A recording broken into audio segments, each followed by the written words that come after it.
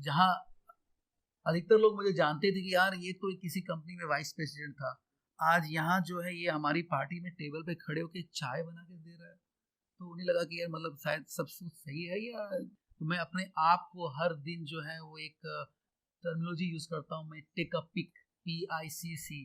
P जहाँ उसका मतलब है पैशन, आई जहाँ उसका मतलब है इमेजिनेशन, कि आपके अंदर में पैशन है कुछ करने का, आपने आइडियाज भी फॉर्म कर लिए, इमेजिन कर लिया है। Then CC stands for।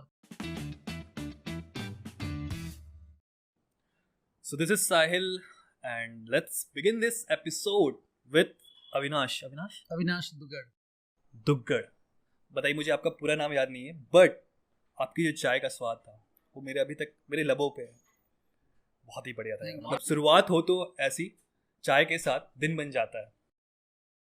तो चलिए शुरू करते हैं हम लोग अपना बातों का सिलसिला। ला ग्रेविटी कैफे, ये नाम खुद में एक मतलब यूनिक है। तो कैसे आपके दिमाग में ये कैसे ख्याल आया कि ये चीज़ मुझे स्टार्ट करना है? जब मैं बेंगलोर में पढ़ रहा था उस वक्त मैंने फ्रेंच लैंग्वेज का कोर्स ज्वाइन किया था, और उसके बाद मुझे फ्रेंच वर्ड्स, फ्रेंच कल्चर कह सकते हैं, उन चीज़ों से थोड़ा सा प्यार बढ़ता गया। और जब ये कैफ़े की शुरुआत होने वाली थी तो मैंने सोचा यार नाम रखना है, क्या नाम रखना है। तो जो वर्ड आप ला देख रहे हैं वो एक्चुअल में फ्रेंच वर्ड है। और ग्रेविटी, मैं ऐसा एक वर्ड ढूंढ रहा था जो जिसके पीछे जो फोनेटिक है वो टी पे एंड होता हो, चाय पे एंड होता हो। और ग्रेविटी का मतलब कि भाई गुरुत्वाकर्षण जो अपनी तरफ खींचता है। सही है ये वर्ड ग्रेविटी, जहाँ हम अपने गेस्ट को अपनी तरफ अट्रैक्ट करेंगे, खींच के लेके आएंगे, और फिर वो इस तरह से ला ग्रेविटी। मतलब एज ए कॉलेज स्टूडेंट, मतलब स्टूडेंट लोग का मतलब चाय से एक अलग ही राब्ता होता है, जैसा कि आपका भी था। तो ये शुरुआत मतलब शुरू होने से पहले आपने मतलब क्या क्या चैलेंजेस आपके सामने आए? सबसे पहले तो अगर कैफ़े की बात करें तो कैफ़े खोलना है मुझे, मेरे लिए तो ये भी बहुत बड़ा चैलेंज था। एक कॉर्पोरेट कल्चर में काम करते हुए सडनली आप अपना बिजनेस स्टार्ट करने का सोचते हो तो बहुत सारे फैक्टर्स होते हैं तो दिमाग में आते हैं कि यार इन्वेस्टमेंट करूँगा, क्या पता कहीं इन्वेस्टमेंट जो है फ्लॉप नहीं हो जाए। किस चीज़ को लेके करना है, क्या प्रोडक्ट को लेके करना है, वो भी कभी फिक्स कर पाना बड़ा अपने आप में मुश्किल होता है। लोकेशन बहुत मुश्किल होता है, और वो जो चीज़ आप करना चाहते हो उसमें आपकी अपनी एक्सपर्टाइज कितनी है, आप कितना खुद जानते हो उसके बारे में। एक तो कि भी आपने टीम हायर कर ली, सब कुछ टीम पे चल रहा है, आपको कोई आइडिया नहीं है। तो बट संयोग था कि चाय कहीं देखा मैंने इंडिया से बाहर एक कैफ़े को जहाँ बहुत तरह की चाय मिलती थी, कुछ सीखना वहाँ से हुआ। कुछ टी इंडस्ट्री के स्टॉलवर्ड से मुलाकात की मैंने, कुछ टी के ऊपर में कई सारी बुक्स पढ़े मैंने। एक अपने खुद का जिसको कहता है ना कि रिसर्च करने लगा मैं, सीखने का जुनून अपने अंदर में था। तो उन सब चैलेंजेस को पूरे किए कि यार खुद को तो अब आ गया मुझे। फिर अब और दूसरा चैलेंज था कि अब कहाँ स्टार्ट करना है। तो फिर वो जैसा कि आपको पता होगा कि छोटा सा ठेले से स्टार्ट हुआ। अच्छा। मतलब ला ग्रेविटी शुरू होने से पहले अविनाश दुग्गल क्या थे, उनकी पहचान क्या थी? एक स्टील इंडस्ट्री के अंदर में जहाँ सुबह से शाम तक हम लोहा बेचते थे, हम अपना जिसको इंगट, बिलेट, सरिया कहते हैं, TMT रॉड्स। सुबह शायद 7 बजे 8 बजे फ़ोन कॉल्स में लगे रहना है, कितनी गाड़ियाँ लोड हुई, किसको निकालना है, कितना पेमेंट आया, आज ये माल और बेचना है, इस साइज़ का माल का स्टॉक ज़्यादा है, इसे भी डिस्पोज करना है। रात को 1 बज जाते थे, आधी रात को भी कई बार कॉल आते थे कि सर कभी प्रोडक्शन में ये दिक्कत आ गई है। तो वो एक दुनिया थी जहाँ आपको कोई चैन सुकून नहीं है। आप बस आप माल जो बन रहा है बेचना है, कंपनी के लिए कर रहे हो, सुबह से शाम तक आप शायद 200 बार से ज़्यादा कॉल्स उठा रहे हो, यस सर करना है। तो जनरली जो एक काम होता है वो एक पहचान थी मेरी, क्योंकि आपको अपनी फैमिली को भी संभालना पड़ता है, एक रिस्पॉन्सिबिलिटी आपके ऊपर आ जाती है। वो सभी के साथ होता है, बिल्कुल उसमें कोई डाउट नहीं है। तो ये चीज़ आपने किसी अपने टीम के साथ शुरुआत की या अकेले का खुद का ये था? नहीं, जो ठेले की शुरुआत की थी मैंने, मुझे याद है एक गुड्डू करके लड़का जो है, जो उस ठेले को JRD स्पोर्ट्स कॉम्प्लेक्स के बगल में रहता था, वो अपने घर में पार्क करके रखता था। वैसे कब की बात है? 2016। अच्छा, उस टाइम की। और वहाँ से शुरुआत हुई बिल्कुल ठेले से। बिल्कुल। कैसे कैसे आपने किया है, से बढ़ाया? जब वो कॉन्फिडेंस पैदा करने के लिए मुझे एक छोटी सी शुरुआत की ज़रूरत थी कि यार पहले एक छोटा सा इन्वेस्टमेंट करके देखें कि ये यहाँ लोग आते हैं पीने के लिए और वो तारीफ़ करते हैं या नहीं। तो वो ठेले पे जब हमने शुरू की तो देखा कि ग्रेजुअली लोग आ रहे हैं, लोग तरह तरह की जो चाय हमने रखी उसके बारे में एक समझने के लिए पूछते भी थे कि यार ये रोडोडेंड्रॉन क्या होता है, ये कैमोमाइल क्या होता है, जैस्मिन क्या होता है, जिनसेंग क्या होता है। कुछ लोगों ने पढ़ा था या कहीं सुना था तो आके पीने लगे और उन्होंने जाके लोगों को बताने लगा कि यार तुम्हें कोई भी चाय चाहिए ना, तुम वहाँ ठेले पे चले जाओ जेआरडी के पास, वहाँ तुम्हें मिल जाएगी। तो कि नॉर्मली चाय मतलब कॉमन चीज़ है, बिल्कुल ये हमारे ऊपर डिपेंड करे कि हम उसे अपने किस तरह से उसे रिप्रेजेंट करें। उसमें आपने क्या काम किया?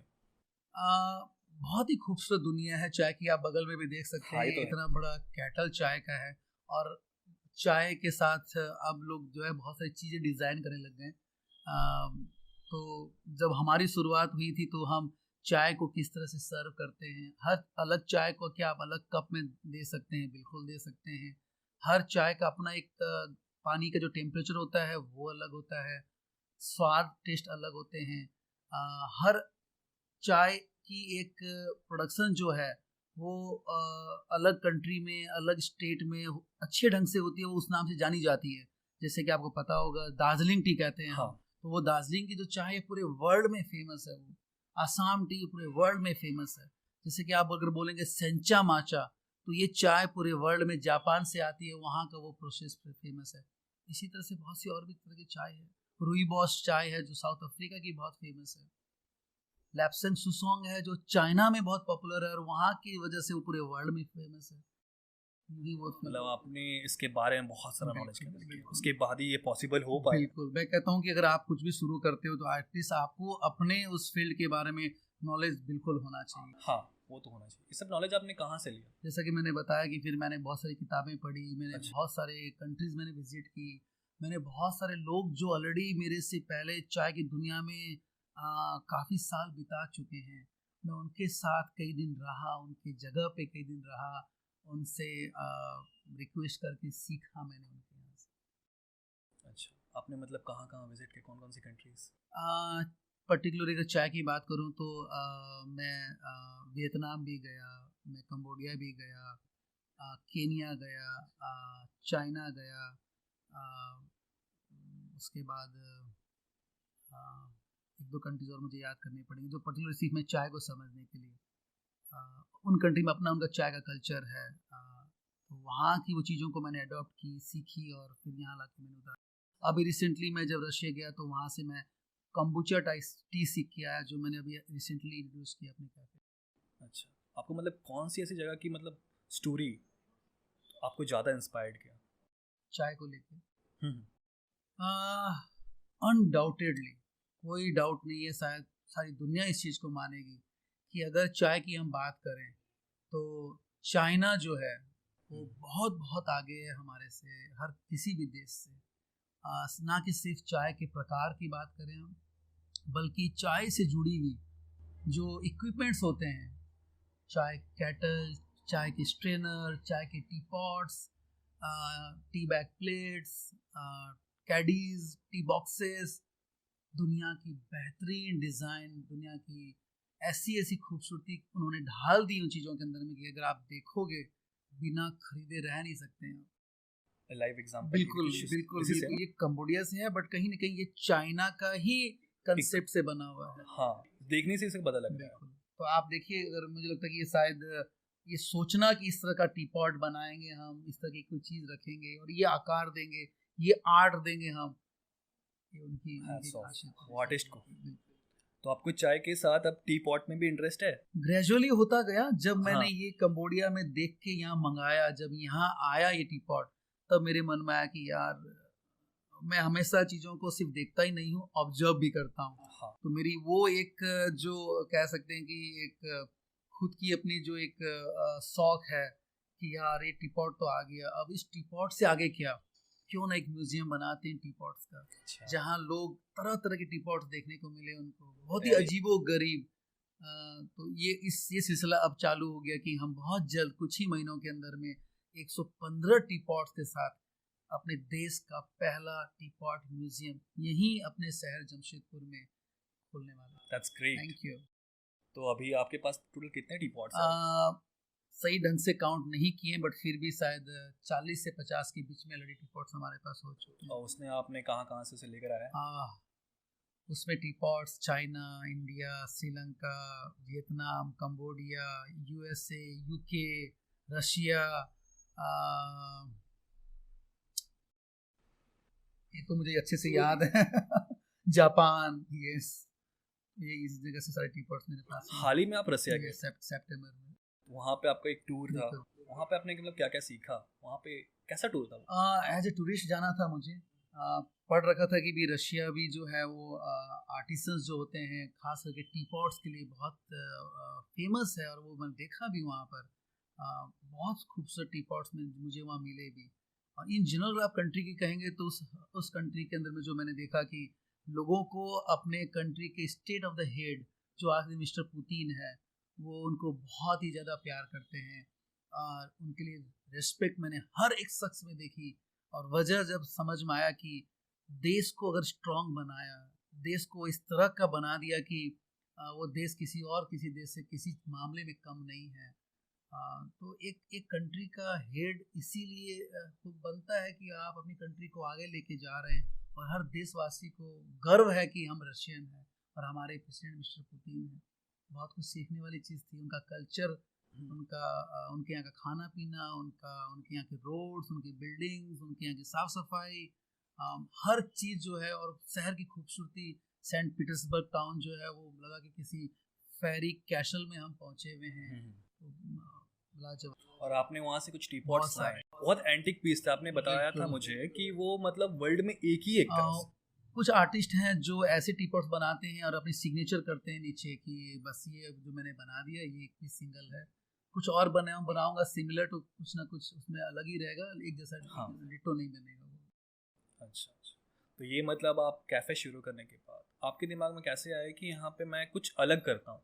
आपने दूसरे कैफ़े से अपने कैफ़े को किस तरह से अलग रिप्रेजेंट किया?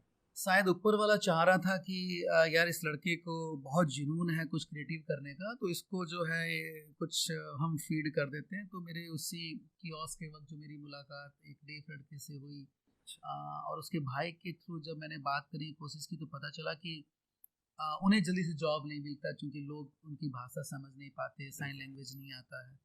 तो मुझे लगा यार ये चैलेंज क्यों ना लिया जाए कि मुझे कैफ़े खोलना ही है आगे, और कैफ़े को एक ऐसी टीम के साथ खोलूं जो अपने आप में बड़ा यूनिक कंसेप्ट हुआ कि डेफ लोग कैफ़े चला रहे हैं। वो जर्नी 2016 की आज तक बहुत खूबसूरती से चल रही है, थैंक्स टू आप सभी जन, थैंक्स टू जमशेदपुर के लोगों को जो भी आज तक यहाँ आए हैं, जो नहीं भी आ पाए उन्होंने भी सुन के बहुत अप्रिशिएट किया है, पॉजिटिव वाइब्स दिया उन्होंने हमें। तो ये लेकिन ये आपने बताया स्पेशली एबल्ड लोगों को रखना एक तरह से एक चैलेंजिंग है, आपको उनको समझने के लिए पहले उनकी तरह बनना। बिल्कुल बिल्कुल बिल्कुल, ये बहुत बड़ा चैलेंज आपने लिया। तो शुरू में कुछ प्रॉब्लम्स आए होंगे? बहुत सारे, मतलब इनफैक्ट शुरू के 6 महीने में तो शायद मुझे लगा कि हाँ कैसे होगा ये, और कितना आगे बढ़ा पाऊंगा इसको, कैसे चला पाऊंगा मैं, शायद मैंने कोई गलती कर दी ये सोच कर कि यार इस तरह कैफे हो सकता है। क्योंकि अगर मैं सिर्फ 2 डेफ को रखता और 8-10 हियरिंग लोगों को रखता तो शायद इजी रहता, बट मैंने कहा वो तो फिर बहुत आसान हो जाएगा कि वो 2 डेफ को फिर हम कैसे हम उनको स्किल देंगे, कैसे वो उनको हम एम्पावर करेंगे। मैंने कहा नहीं, पूरी की पूरी टीम वो होगी जो हमारे किचन की कुकिंग में भी वही काम कर रहे हैं, सर्विंग में भी वही कर रहे हैं, हाउस कीपिंग में भी वही कर रहे हैं, आज बाजार जाके शॉपिंग करके आना भी वही कर रहे हैं, बिल बना के पेमेंट लेना, स्वैपिंग कार्ड यूज़ करना, इनफैक्ट पूरा कैफ़े का सारा काम। ये चैलेंज लेना मुझे बहुत अच्छा लगा, और आज भी हम उस चैलेंज को जीते हैं और बहुत खुशी मिलती है उनको ये सब करते हुए देखना। बट इसके बावजूद भी दिक्कतें हैं, बट लाइफ में अगर दिक्कतें ना हो, लाइफ में हर दिन आपको कुछ चैलेंज ना हो तो मज़ा भी तो नहीं है। चैलेंज है तभी आप कुछ क्रिएटिव सोचते हो, उसको ओवरकम करने के लिए आप उपाय निकालते हो, और हम ये करते जा रहे हैं। हाँ, ये बात तो आपने बहुत ही सही है। और कुछ जो आपका ये कैफ़े दूसरों से आपको अलग करता हो? बहुत सारे इवेंट्स जो हम करते हैं इस कैफ़े के मार्फत, अगर मैं याद कर पाऊँ तो सबसे पहला अगर मैं बताऊँ, चूँकि आप देखते हैं इस कैफ़े में एक साइलेंस होती है, जहाँ बोल सुन नहीं सकते, तो ये वजह भी थी। और खुद भी मैं कई आज से शायद 14-15 साल पहले से कुछ एक ऐसा चीज़ देखना हुआ जिससे मैं इंस्पायर हुआ कि यार हम गाड़ी चलाते हुए तो हॉर्न इतना बजाते हैं, तो हम बिना हॉर्न के भी तो गाड़ी बजा चला सकते हैं। तो मैंने अपने आप को आज 15 साल से इस रूप में बना दिया कि मैं बिल्कुल बिना हॉर्न यूज किए गाड़ी चलाता हूँ। मेरी कार के बॉनेट पे एक कैटल फिट की है मैंने, जिसके ऊपर में नो हॉन्किंग का मैसेज लिखा हुआ है, जो 2 पर्पस सर्व करते हैं। कई बार लोग पूछते हैं कि आपकी गाड़ी पे कैटल क्या कर रहा है, मैंने कहा मेरा चाय का काम है, कैटल मतलब चाय, और ऊपर का जो मैसेज है वो उस थ्योरी का है जो मैं फॉलो करता हूँ। तो हमने रांची के मेकॉन चौक पे एक सिंबॉलिक स्कल्पचर भी लगाया है जो नो हॉन्किंग को प्रमोट करता है। इसके अलावा डेफ लोगों को लेके बहुत ज़्यादा इवेंट्स एक्टिविटीज़ होती है, मैंने कभी देखी नहीं। हम हर साल खामोशी विथ लाइफ, ये वर्ड को अगर आप दोबारा सुनेंगे, खामोशी विद लाइफ के नाम से वो इवेंट हम करते हैं, जहाँ दुनिया के देश कई देशों से लोग पार्टिसिपेट करते हैं। 2020 जब कोविड का टाइम था, उस वक्त हमारे इस इवेंट को हमने ऑनलाइन किया था। 111 डेफ लोग अलग अलग 5 देशों से पार्टिसिपेट किए थे, और उनके बीच में फिर कॉम्पिटिशन्स होती हैं और हम प्राइज मनी देते हैं। ये सिलसिला 2016 से शुरू हुआ जो आज तक चल रहा है। ये लॉकडाउन आने के बाद आपको कुछ इफेक्ट पड़ा? बिल्कुल, कोई डिनायल नहीं है कि वो इनफैक्ट सभी बिजनेसेस को लेके, जहां आप अपना बिजनेस सेटअप बंद रख रहे हैं कई महीनों तक, और उसके प्री और आफ्टर इफेक्ट्स भी होते हैं कि लोग आके नहीं खाना चाह रहे थे बाहर विथ फैमिली, विथ आपके घर के एल्डर्स लोगों को, चिल्ड्रन को लेके लोग आज भी कई जन हैं जो निकलना नहीं चाह रहे हैं। सडनली आपने देखा होगा कि रॉ मेटेरियल की कॉस्ट जो है वो बढ़ गए हैं, हर तरफ कॉस्ट का इन्फ्लेशन आपने देखा ही है, चाहे वो पेट्रोल डीजल का हो। तो ये एक चैलेंजेस कोविड की वजह से हर सेक्टर को इफेक्ट किया है, बट अब आस्ते आस्ते चीज़ें थोड़ी ठीक भी होती जा रही है।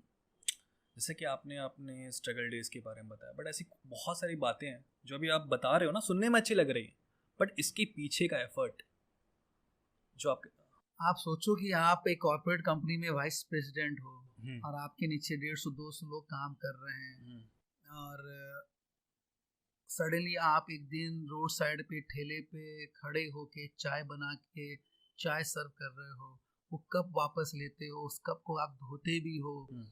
आप अगर सोचो तो लगेगा यार क्या ये पॉसिबल है, क्या ऐसा कोई कर सकता है कि वीपी रहा हुआ आदमी ठेले पे खड़े होकर चाय बनाता है। तो ये जो मैंने खुद जिया है, तो मुझे लगता है कि वाकई में बहुत सारी लर्निंग्स होती है उन स्ट्रगल के साथ साथ, और वही स्ट्रगल ही आपको एक रास्ता दिखाता भी है आगे। और कहते हैं कि आप किसी चीज़ को शिद्दत से चाहो तो सारी कायनात जुड़ जाती है उसको मिलाने में। तो ये हकीकत है, इस बात को मैं मानता हूँ। और उसके साथ स्ट्रगल्स के वक्त में आपको कई बार कुछ नेगेटिव सुनने को भी मिलता है, बट अगर आप पॉजिटिव हो, आप अपने अंदर में वो एक पॉजिटिव एनर्जी को लेके चलते हो, तो फिर वो नेगेटिव एनर्जी काम नहीं करती, फिर आप बढ़ते रहते हो और आपको मुकाम मिलता है अपना।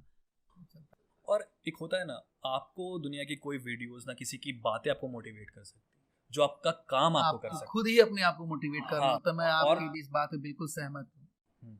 आपका काम ही आपको मोटिवेट करता है। अगर छोटा सा भी ग्रोथ होता है ना, लगता है यार ये मेरा खुद का है, और इससे जब मोटिवेशन मिलता है मन करता है कि और अब इतना ही क्यों रहना है, और बढ़ाते आज हम लोग पहुंच जाते हैं। और जैसा कि मतलब आप कॉर्पोरेट जॉब आपने छोड़ा, तो उस बीच में आपको फैमिली से भी सपोर्ट नहीं मिला? नहीं, फैमिली वालों ने देखा कि यार लड़का अलग अलग जगह ट्रैवल कर रहा है, चाय पत्ती खरीद के ला रहा है, कुछ टी पॉट्स लेके आ रहा है। मैं अपने दोस्तों के घर जाके उनकी फैमिली को सुबह कॉल करके कि आज चाय मैं आके बना के पिलाऊंगा। उन्हें भी लगा कि यार ये लड़का क्या बोल रहा है कि आज हमारे घर में हमारे किचन में आके चाय बना के पिलाएगा। उन्होंने भी अलाउ किया, मैंने वो चीज़ भी की। मैंने कई प्राइवेट पार्टीज में एक टेबल पे जो है तरह तरह की चाय रख के बना के क्रिएटिवली मैंने सर्व किया, जहाँ अधिकतर लोग मुझे जानते थे कि यार ये तो किसी कंपनी में वाइस प्रेसिडेंट था, आज यहाँ जो है ये हमारी पार्टी में टेबल पे खड़े होके चाय बना के दे रहा है। तो उन्हें लगा कि यार मतलब शायद सब कुछ सही है या जो है कुछ गड़बड़ चल रहा है। बट मुझे लगा कि पैशन अगर आपके अंदर में है, फिर आपके पैशन के सामने ये सब चीज़ें आप सोचते नहीं हो, आप अपने पैशन को जीते हो। और मैंने वो पैशन जिया, तो शायद ये वो जर्नी आज वहाँ से यहाँ तक पहुँची कि आप मुझसे सारे सवाल कर रहे हो, और मैं कुछ और फ्यूचर प्लानिंग अपना कैफ़े को लेके सोच रहा हूँ। ये तभी पॉसिबल हुआ कि मैंने वो जिंक्स को तोड़ा कि काम छोटा बड़ा नहीं होता है। हर काम को अगर करने की आपके अंदर में शिद्दत है, आपके अंदर में पैशन है, तो आप क्यों ना, अगर झाड़ू भी लगाते हो तो वो इतना बेहतरीन लगाओगे कि शायद झाड़ू के बाद पोछा करने की जरूरत ना। जरूर। और आपका ये शुरू से मतलब बिजनेस माइंडेड था या फिर? बिजनेस माइंडेड तो मैं ना कहूँ, बट हाँ, मैं हर एक चीज़ के अंदर में मैं क्रिएटिवली सोचता हूँ, और हर रात आज भी ये फैक्ट है, मतलब ये नहीं कि सिर्फ मैं कहने के लिए कह रहा हूँ। अगर मैं रात को जा रहा हूँ घर पे, अगले दिन सुबह तक मेरे दिमाग में कुछ नई क्रिएटिव आइडियाज़ नहीं आती है, मैं बेचैन हो जाता हूँ। ये जितने भी मैंने आपको बातें बताई कि हम खामोशी विद लाइफ कर रहे हैं, हम तरबूज को लेके मेलन से मिलन इवेंट करते हैं हर साल, हम आम को लेके टैंगो विथ मैंगो करते हैं हर और एक साल, पतंग महोत्सव, हम काइट क्रांति पतंग महोत्सव हर साल करते हैं, हम क्रिसमस में मेक योर विश के नाम से एक इवेंट करते हैं, हम नो हॉन्किंग को लेके हॉन्क फ्री टाटा इवेंट करते हैं, हम अब बहुत जल्द इंडिया का पहला टीपॉट म्यूजियम बनाने जा रहे हैं। ये सारी चीज़ों के अलावा भी और बहुत कुछ है जो शायद मुझे अभी याद नहीं आ रहा है। ये सब वजह है क्रिएटिव होना, क्रिएटिव सोचना और उसको एग्जीक्यूट कर पाना। ऑब्वियस। तो मैं बिजनेस माइंडेड ना कहूँ, बट ये एब्सोल्यूट क्रिएटिव माइंडेड जरूर कह सकते। मतलब आपका ये कॉलेज डेज से शुरुआत हो गया? बचपन से मैं अगर कहूँ, मेरे को कॉलेज स्कूल लाइफ में भी मेरे टीचर्स जो है कहते थे कि यार तुम्हारा पढ़ने का तरीका अलग है, तुम्हारा कोई भी काम करने का तरीका अलग है। जब मैं कॉर्पोरेट कंपनी में ज्वाइन किया तो मुझे याद है मेरे बॉस ने एक बार मेरे फादर को कहा था कि आपका बेटा का काम करने का तरीका अमेरिकन स्टाइल है। मेरे फादर आज भी मुझे ये लाइन याद कराते हैं कि तुम्हारे बारे में तुम्हारे बॉस ने मुझे ये बात कही थी। उस वक्त शायद मैं 20 साल का होगा या 22 साल का होगा, कि आपके बेटे का काम करने का तरीका अमेरिकन स्टाइल है। अब अमेरिकन स्टाइल क्या होता है मुझे नहीं पता। मैं प्रॉम्प्ट था, मैं हमेशा डिसिप्लिन था, मैं हमेशा टाइम का बहुत ज़्यादा पंक्चुअल था हूँ, शायद ये मेरे ब्लड में है। मैं हमेशा क्रिएटिव था, मैं हमेशा कहते हैं कि आपने ये कर लिया, आप उसी पे बैठे हो। मैं हमेशा कुछ आगे और नया और नया और नया और नया। वो जो एक फायर इन द बेली जिसको बोलते हैं, एक जो झील होता है आपको कि यार मैदान जंग में आप हो, जंग खत्म नहीं हुई है, ना कभी खत्म होगी, ये जंग लड़ते रहनी है। तो मज़ा आता है उसमें जब आपके सामने नए अपॉर्चुनिटीज़ दिखते हैं। आपको ये अपॉर्चुनिटीज़ का ही हिस्सा है। बहुत सारी जो चीज़ें मैंने आपको बताई इवेंट्स, वो सारी अपॉर्चुनिटीज़ थी कि यार क्या हम अपने शहर में हेल्दी लिविंग को प्रमोट कर सकते हैं। तो हमने इवेंट तरबूज को लेके किया, मैंगो को लेके, जो नेचुरल फ्रूट्स है। काइट फेस्टिवल एक ऐसा फेस्टिवल है जहाँ आप बड़े बुजुर्ग बच्चों हर वर्ग को लेके जब आप खुले आसमान के नीचे पतंग उड़ाते हैं, ना कि आप इंडोर में बैठ के मोबाइल में गेम खेल रहे हैं। आप सोचो कि आप 100-150 आदमी के बीच में आप पतंग अगर उड़ाते हो, कितना फन मस्ती है। क्यों ना हम इसको जमीन पे उतारें इस चीज़ को। तो ये क्योंकि हम लोग ये सब चीज़ देखते हैं बाहर में, फोन्स वगैरह में देखते हैं, बट एग्जीक्यूट नहीं करते उस चीज़ को। उसके बारे में सोचते नहीं कि करेंगे, सोचते यार ये हो जाता तो अच्छा होता, बस इतनी तक ना सोचते यार ये हो जाता तो अच्छा होता। करने के बारे में नहीं सोचते हम लोग। और आपने वो किया, यार ये ऐसा हो रहा है तो मैं क्यों नहीं कर सकता हूँ। मैं इस चीज़ में एक बहुत खूबसूरत सा वर्ड जोड़ना चाहूँगा कि आपने जैसे अभी कहा कि सोचते हैं हम काश ये होता तो कितना अच्छा होता। तो मैं अपनी लाइफ को अगर मैं शेप अप करता हूँ कि मैंने किस तरह से ये सब चीज़ें एग्जीक्यूट की, तो मैं अपने आप को हर दिन जो है वो एक टर्मिनोलॉजी यूज़ करता हूँ। मैं take a pick, PICC। P जहाँ उसका मतलब है पैशन, आई जहाँ उसका मतलब है इमेजिनेशन, कि आपके अंदर में पैशन है कुछ करने का, आपने आइडियाज़ भी फॉर्म कर लिए, इमेजिन कर लिया है। Then CC stands for creation with creativity. तो आपने सोच लिया, लेकिन जब तक आप अगर उस चीज़ को क्रिएट नहीं करते हो, वो भी क्रिएटिवली, तो फिर P और I का कोई मतलब नहीं रहता। तो जो आपने बोली वो चीज़ शायद मैंने उस चीज़ों को उस अंजाम तक ले जाने की मैं कोशिश करता हूँ कि यार क्रिएट तो करना है। हाँ, क्योंकि हम लोग जो सोचते हैं ना वो सोचने में अच्छा लगता है, बट करने के बाद जो चैलेंजेस आते हैं, ओ माय गॉड, मज़ा उसी में, मज़ा है।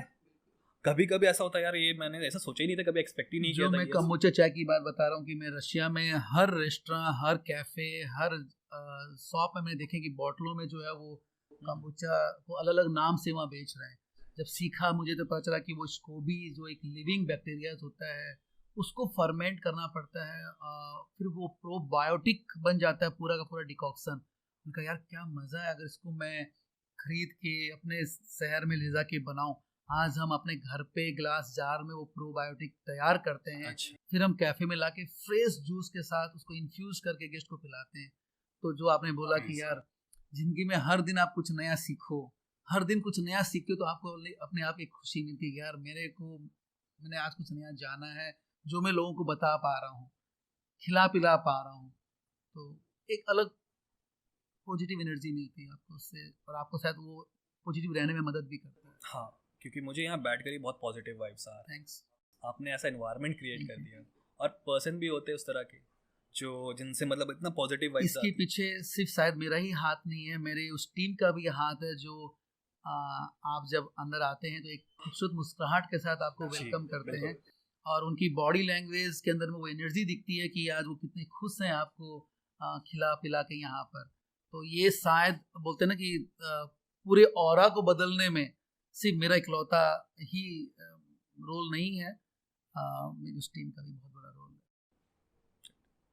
डन। अभी 25 मिनट्स हो गए, पता नहीं चला कितना हो गया? 25 मिनट। सीरियसली? इसलिए पॉडकास्ट बहुत ही अच्छा था, इसलिए मैंने कहा ना आपको कि टाइम का आपको टाइम का बिल्कुल पता नहीं चला, मुझे नहीं चला, क्योंकि बातें ऐसी होती है ना।